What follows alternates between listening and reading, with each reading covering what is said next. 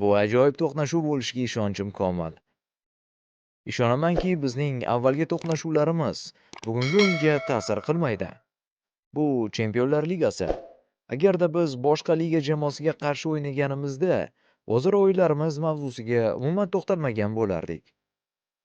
Eng muhimi, biz g'alaba uchun nimalar qila olishimiz va raqib g'alaba qozonmasligi uchun nimalar qila olishimizda. Bu Madrid shahri uchun juda muhim o'yin. Bu ispaniyaliklar uchun ham ajoyib o'yin bo'ladi. Bu o'yinda kim g'alaba qozonishdan qat'iy nazar, ulardan biri chorak finalda bo'ladi. Tushunib turibmizki, bu og'ir o'yin bo'ladi. Shubhasiz bu ikki jamoa uchun ham qiyin o'yin bo'ladi. Biroq biz yaxshi tayyorgarlik ko'rganmiz.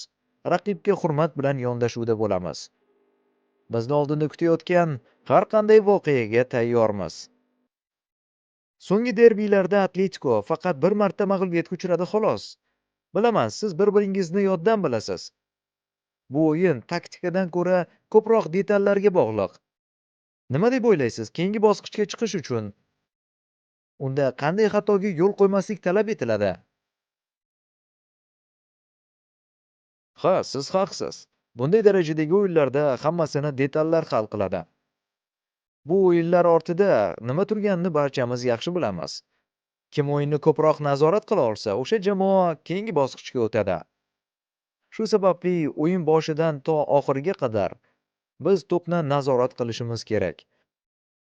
Xavfli vaziyatlar yaratishga imkon qoldirmasligimiz zarur. Buni hammasi oddiy. Nimalarga qodir ekanligimizni to'liq namoyish etishimiz zarur. Jamoalarning so'nggi o'yiniga qaramasdan, ko'pchilik bu galgi to'qnashuvda Atletikoni favorit deb bilmoqda. Bu status sizni xavotirga solmayaptimi?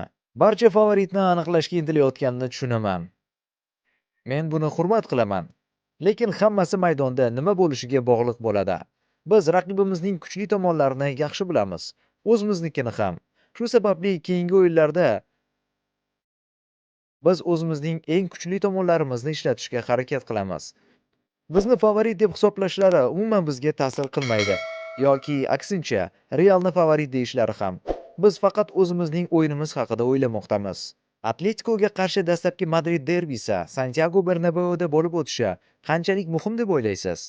Bizning Santiago Bernabeudagi Chempionlar Ligasining so'nggi o'yini bilan bog'liq xotiralarimiz ajoyib. Bu Cityga qarshi o'yin bo'lganda, bu o'ziga xos oqshom bo'lgan edi va biz buni takrorlashni istaymiz. Statistikaga ko'ra, Metropolitanodagi bahslarda o'ynash jamoa uchun qiyin kechmoqda. Shu sababli jamoa uy uchrashuvida ko'proq gol urishga harakat qiladimi? Ya'ni javob o'yinidan oldin to'plar nisbati yaxshiroq bo'lishi uchun. Yo'q. Biz aynan biror farq bilan yutishni rejalashtirganimiz yo'q. Chunki buni rejalashtirish imkonsiz. Bu shubhasiz og'ir o'yin bo'ladi. Hammasi javob o'yinida hal bo'ladi.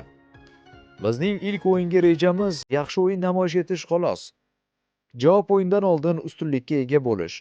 Hammasi oddiy. Biroq biz javob o'yinidan oldin ko'proq ustunlikka erishish haqida o'ylay olmaymiz.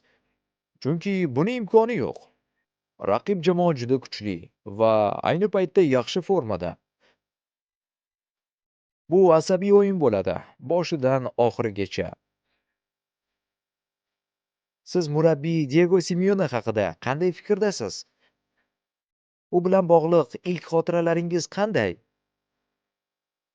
Agar dastlabki xotiralar haqida gap ketsa, men uni birinchi marta futbolchi sifatida ko'rgan edim. U Lazio safida o'ynaganida Yuventusga gol urgandi.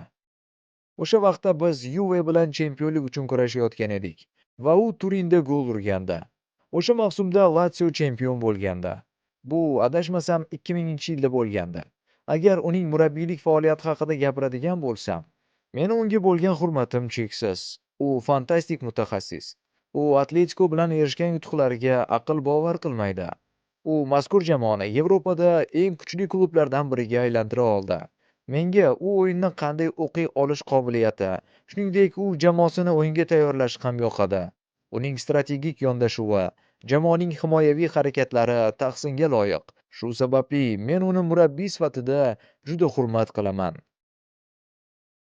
Real Madrid Atletiko uchrashuvida qaysi jamoa qanday hisobda g'alaba qozonadi? Izohlarda o'z taxminlaringizni yozib qoldiring.